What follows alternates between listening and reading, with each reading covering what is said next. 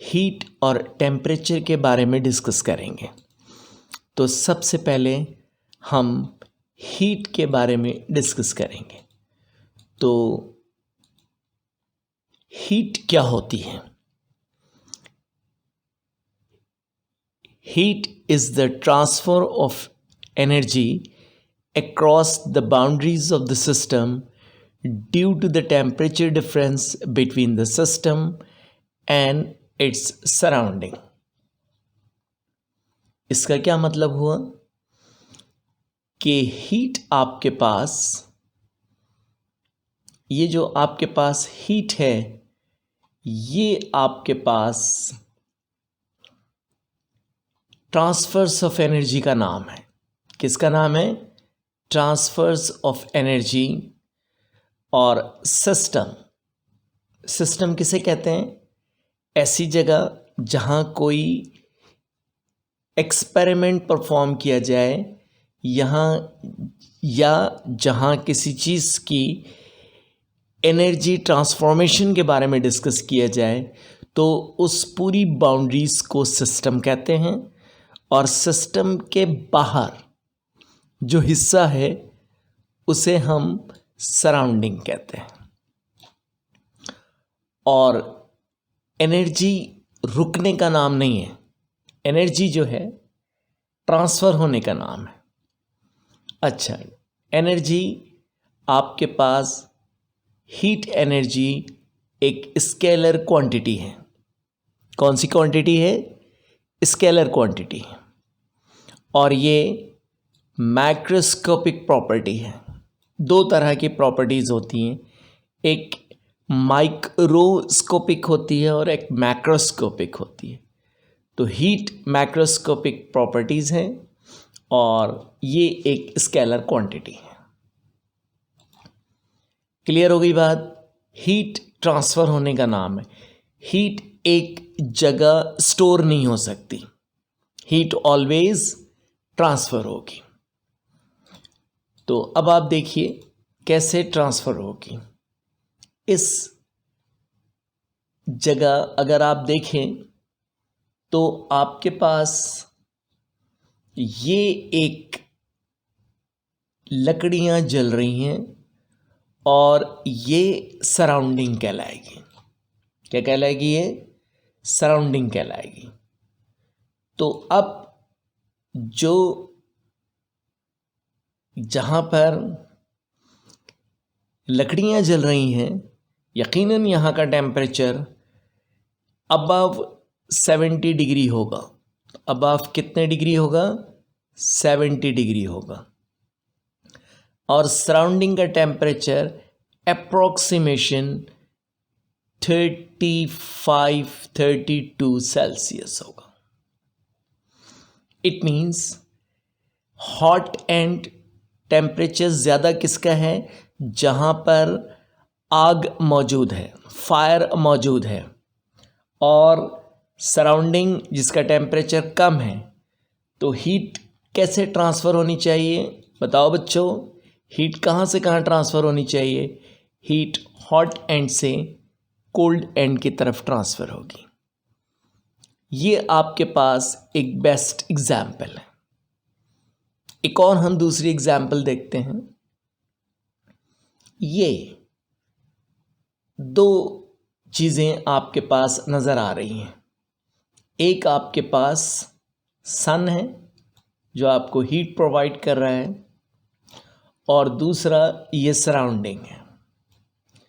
अगर हम इन दोनों जगहों के टेम्परेचर्स को देखें तो यकीनन जहाँ से हीट आ रही है सूरज की, वहाँ का टेम्परेचर मोर देन 70 डिग्री है फॉर एग्ज़ाम्पल।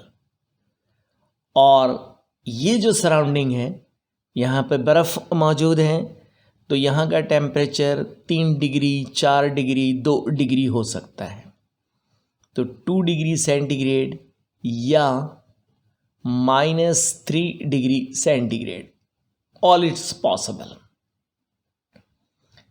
तो हीट ट्रांसफ़र कैसे होनी चाहिए बताइए मुझे। अभी मैंने आपको बताया हीट हॉट एंड से कोल्ड एंड की तरफ ट्रांसफ़र होगी। इट मीन्स हीट सन से इस सराउंडिंग में ट्रांसफ़र होगी और ये ऑलवेज ट्रांसफ़र होती रहेगी। ठीक है, कोई कन्फ्यूजन यहाँ तक? नो। यानी हीट इन दो एग्जाम्पल से वाज़े हो गई कि हीट ट्रांसफ़र होने का नाम है, हीट स्टोर होने का नाम नहीं है आपके पास। ठीक है, अब इसके बाद हम यूनिट ऑफ हीट देखेंगे। हीट के यूनिट्स क्या हैं? पहला, आपके पास एसआई सिस्टम। कौन सा सिस्टम होता है? SI system. क्या होता है SI system?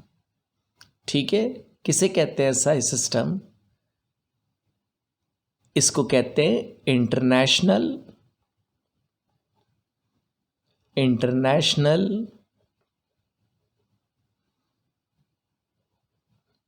System of unit. System of unit, ये आपके पास यानी एसआई सिस्टम कहलाता है। और उसके बाद एसआई सिस्टम में जो हीट का यूनिट है वो है जूल।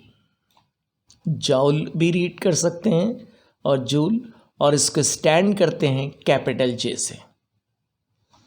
तो ये आपके पास पहला हमारे पास यूनिट एसआई सिस्टम में हीट का है आपके पास जूल।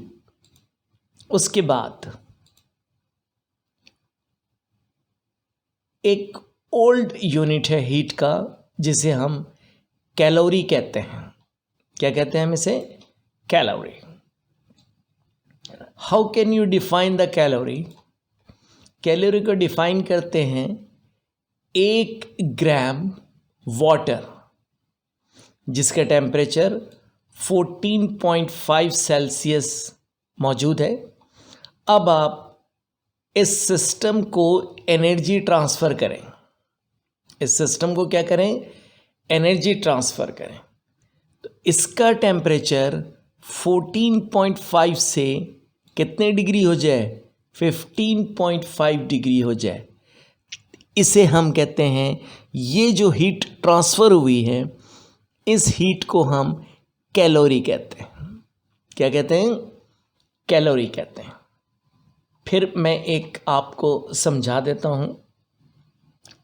कैलोरी होगा क्या कि अगर आपके पास एक बीकर है और इस बीकर में एक वाटर है और वो वाटर 1 ग्राम है और इसमें इसका टेम्परेचर है इनिशियली 14.5 सेल्सियस। अब हम एक कैंडल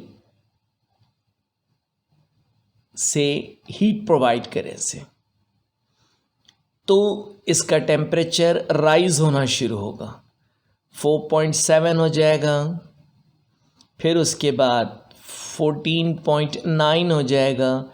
जैसे जैसे यहाँ से हीट ट्रांसफ़र होती रहेगी इस सिस्टम में टेम्परेचर इंक्रीज़ होता जाएगा, 15.1 सेल्सियस होगा। उसके बाद इसका टेम्परेचर 15.5 सेल्सियस हो जाएगा। तो गोया हमें क्या पता चला?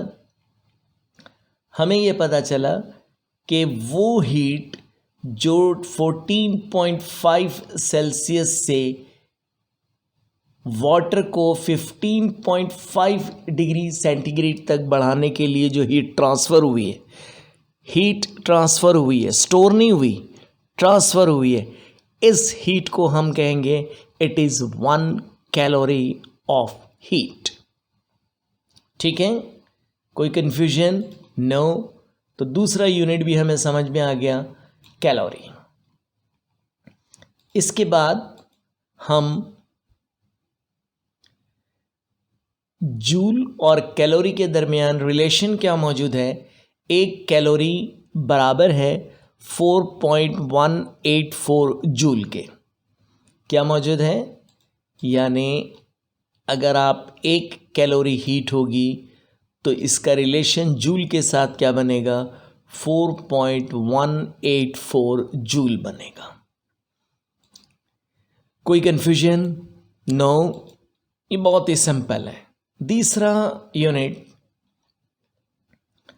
आपके पास ब्रिटिश इंजीनियरिंग या thermal system, British engineering system कहलाता है ये। इसके अंदर आपके पास हीट का यूनिट BTU है। क्या है? BTU। बेसिकली ये B, ये T, ये U क्या है? बेसिकली ये 3 चीज़ें स्टैंड करती हैं। B स्टैंड फॉर ब्रिटिश,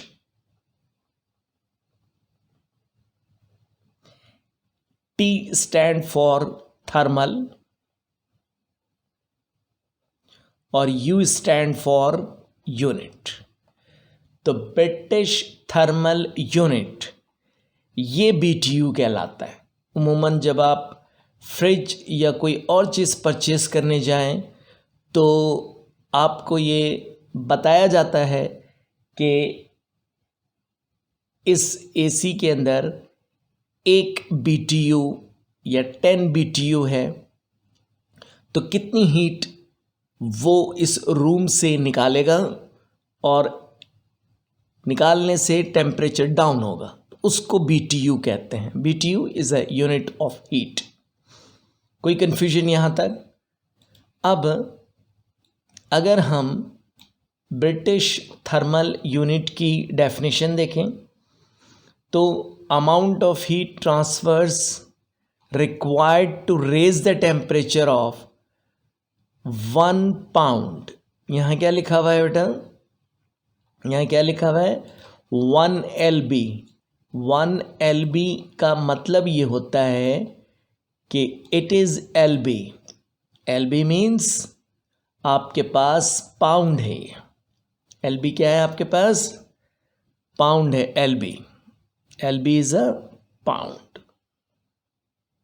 यानी 1 पाउंड वाटर कितने डिग्री का होना चाहिए? 63 फ़ारेनहाइट पर। और इसे हीट ट्रांसफ़र करें तो इसका टेम्परेचर कितने फ़ारेनहाइट हो जाए? 64 फ़ारेनहाइट हो जाए। तो इसे हम एक BTU कहते हैं। कोई कन्फ्यूजन यहाँ तक? कोई प्रॉब्लम आपको? No, it is very easy. तो ये हमारे पास और 1 BTU 1054 जूल के बराबर होता है। यानी अगर AC के ऊपर 1 BTU लिखा हुआ होगा तो इसका मतलब वो एयर कंडीशनर 1 सेकेंड के अंदर 1054 जूल की हीट को उस रूम से बाहर निकालेगा और उसका टेम्परेचर डिक्रीज होगा उस रूम का। कोई प्रॉब्लम यहाँ तक? नो। इसके बाद temperature, the degree of hotness और coldness of a substance is term as its temperature. Degree of hotness और कोल्डनेस को हम क्या कहते हैं? टेम्परेचर कहते हैं। तो टेम्परेचर के अंदर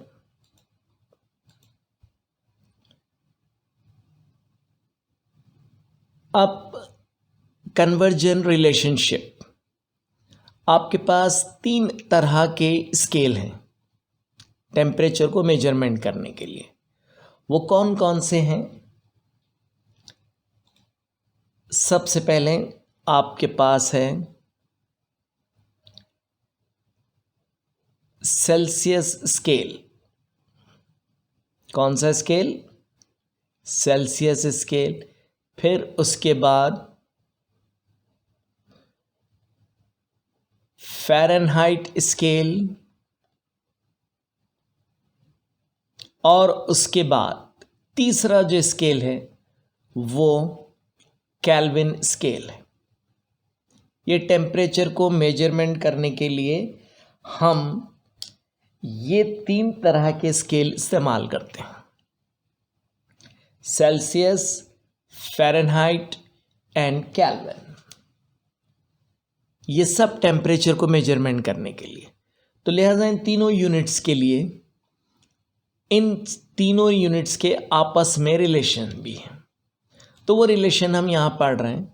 सबसे पहले अगर आपको सेल्सियस स्केल में टेम्परेचर गिवन हो, अगर आप उसे केल्विन में कन्वर्ट करना चाहते हैं तो क्या करना पड़ेगा आपको, सेल्सियस में सिर्फ 273 का इजाफा कर देंगे तो वो किस में कन्वर्ट हो जाएगा, केल्विन में कन्वर्ट हो जाएगा। फॉर एग्जाम्पल इस वक्त हम देखते हैं कि हमारी बॉडी का टेम्परेचर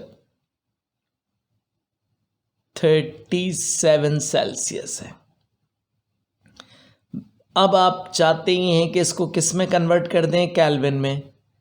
तो क्या करना पड़ेगा, सेल्सियस टेम्परेचर में 273 ऐड कर देंगे तो 37 प्लस 273, तो क्या होगा आपके पास 0 1 310 केल्विन होगा। ये कन्वर्जन हो गई आपकी कि सिंपल टेम्परेचर सेल्सियस में गिवन था, आपने 273 उसमें ऐड किया और ये किस में कन्वर्ट हो गया, केल्विन में कन्वर्ट हो गया। तो सबसे पहली रिलेशनशिप आपने पढ़ी सेल्सियस और केल्विन के दरमियान रिलेशन। उसके बाद अब हम सेल्सियस और फ़ारेनहाइट के दरमियान रिलेशन को पढ़ेंगे। तो अगर आप, ये फॉर्मूला क्या इंडिकेट कर रहा है, अगर आपके पास सेल्सियस टेम्परेचर गिवन हो तो आप उसे फ़ारेनहाइट में कन्वर्ट कर सकते हैं। जैसे अगर आपके पास वाटर बॉईल होता है, सबको पता है कितने टेम्परेचर पे बॉईल होता है, 100 सेल्सियस पे बॉईल होता है। तो you can find Fahrenheit scale, you can use 9/5 into 100 and plus 32, 5 ones are 5, 5 twos are 10। तो 9 को 20 से मल्टीप्लाई करो तो 180 आ जाएगा, 32 it is 212 Fahrenheit. It means अगर आपसे कोई पूछे कि boiling point of the water Celsius में कितना है, 100 डिग्री। अगर कोई पूछे फ़ारेनहाइट में कितना है, 212 Fahrenheit. These are the MCQs questions. और जब आप आगे मेडिकल टेस्ट, इंजीनियरिंग के टेस्ट देंगे तो उसके अंदर ये छोटी छोटी कन्वर्जन्स आपकी फिंगर टिप्स पे होनी चाहिए। 100 degree centigrade is a boiling point of a water. Fahrenheit में क्या होगा, 212। ठीक है। और इसी तरह अभी मैंने आपको बताया केल्विन, तो केल्विन में क्या होगा, सेल्सियस को हम किस में 273 ऐड कर देंगे, कितना है टेम्परेचर 100, 273, 373 केल्विन। इट मीन्स अब आपके पास boiling point of a water 100 Celsius में, फ़ारेनहाइट में 212 फ़ारेनहाइट और केल्विन में 373 Kelvin. These are the shortcuts. आपको सेकेंड ईयर पढ़ते वक्त इन बातों का ख़ास ख्याल रखना है कि आपने फ़िज़िक्स के साथ साथ बहुत छोटी छोटी बातें शॉर्टकट फॉर्म में अपनी मेमोरी में रखनी है। जैसे मैंने ये 100 डिग्री सेंटीग्रेड 212 फ़ारेनहाइट में बॉइलिंग वाटर होगा और केल्विन में बॉइलिंग वाटर होगा 373 केल्विन। क्लियर? कोई कन्फ्यूजन? नो। इसको बहुत अच्छी तरीके से अपनी मेमोरी में रखिएगा। इसके बाद फिर हम सेकंड कन्वर्जन फ़ारेनहाइट को सेल्सियस में कैसे कन्वर्ट करेंगे। फ़ारेनहाइट को सेल्सियस में कैसे कन्वर्ट करेंगे? फॉर्मूला होगा आपके पास, फ़ारेनहाइट होगा और इस फ़ारेनहाइट को आप सेल्सियस में कन्वर्ट कर सकते हैं। ठीक है, तो फॉर एग्ज़ाम्पल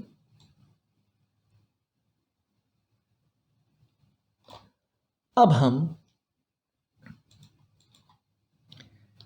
एक 212 फ़ारेनहाइट है, you want to convert into Celsius, तो क्या करोगे? सेल्सियस में कन्वर्ट करने के लिए फॉर्मूला लिखोगे 5/9 T ऑफ फ़ारेनहाइट -32, 5/9 212 -32 क्या होगा? 5/9 मल्टीप्लाइड बाय 180, 9 2 और 0 आ जाएगा। इस तरीके से 9 20 टाइम्स 180 से डिवाइड हो जाएगा। 5 को 2 से मल्टीप्लाई करो तो क्या आ जाएगा? 100 Celsius. It is the very simple examples of conversion. हम कन्वर्जन की सिंपल सी एग्जाम्पल्स सॉल्व कर रहे हैं। ओके, तो अब इसके बाद हम एक क्वेश्चन करेंगे। ऐसा कौन सा टेम्परेचर है जिस पे फ़ारेनहाइट और सेल्सियस स्केल एक दूसरे के बराबर हो जाते हैं? At what temperature do the Fahrenheit and Celsius scales coincide? तो आइए इसको कैसे सॉल्व करेंगे हम। सबसे पहले वो टेम्परेचर x है, वो टेम्परेचर हम क्या ले रहे हैं, यानी उस टेम्परेचर को हम कंसिडर कर रहे हैं वो x टेम्परेचर है। तो अब कोई भी फॉर्मूला इस्तेमाल कर सकते हैं आप। ठीक है, सेल्सियस से फ़ारेनहाइट वाला यूज़ कर सकते हैं या फ़ारेनहाइट से सेल्सियस वाला यूज़ कर सकते हैं। दोनों फॉर्मूले ईज़िली आप फाइंड आउट कर सकते हैं इससे। जैसे अगर आप चाहें तो ये वाला फॉर्मूला भी इस्तेमाल कर सकते हैं। कौन सा वाला फॉर्मूला? T फ़ारेनहाइट वाला। T फ़ारेनहाइट वाला फॉर्मूला आप इस्तेमाल कर सकते हैं। T सेल्सियस यानी T फ़ारेनहाइट तो हम निकाल रहे हैं, हम क्या कर रहे हैं? T फ़ारेनहाइट तो हम फाइंड आउट कर रहे हैं। हम T सेल्सियस वाला फॉर्मूला लिखेंगे।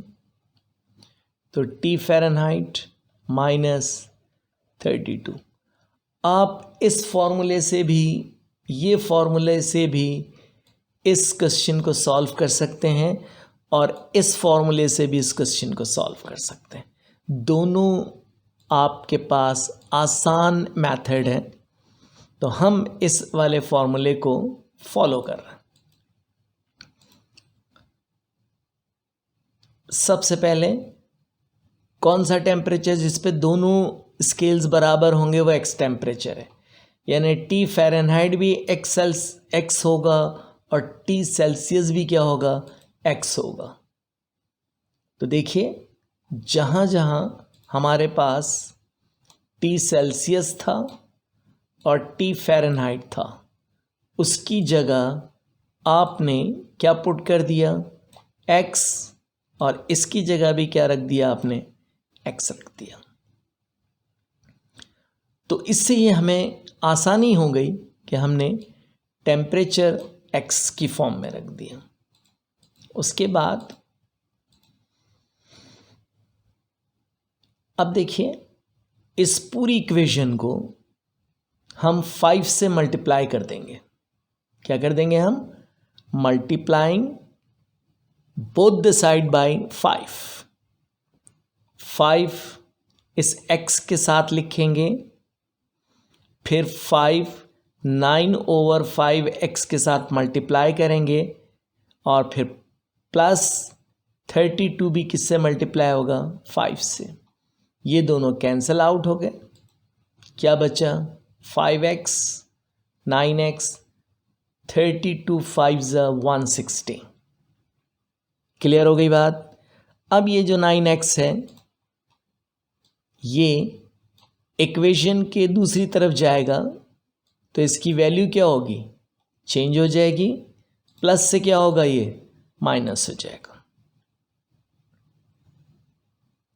अब आपको पता है कि देखिए, ये छोटे छोटे फंडामेंटल्स सीख लें आप। देखिए, ये -9x है और +5x है,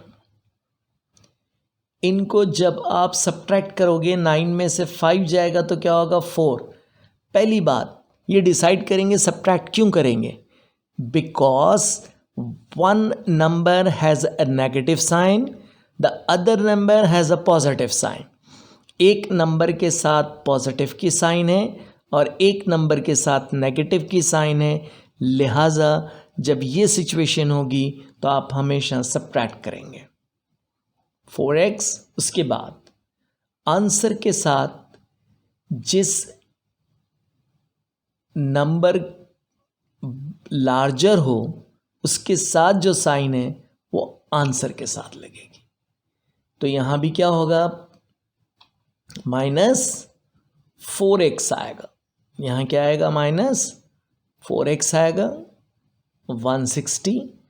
अब ये जो 4x है, ये 4 इस 160 के नीचे जाएगा और आंसर क्या आएगा, -40।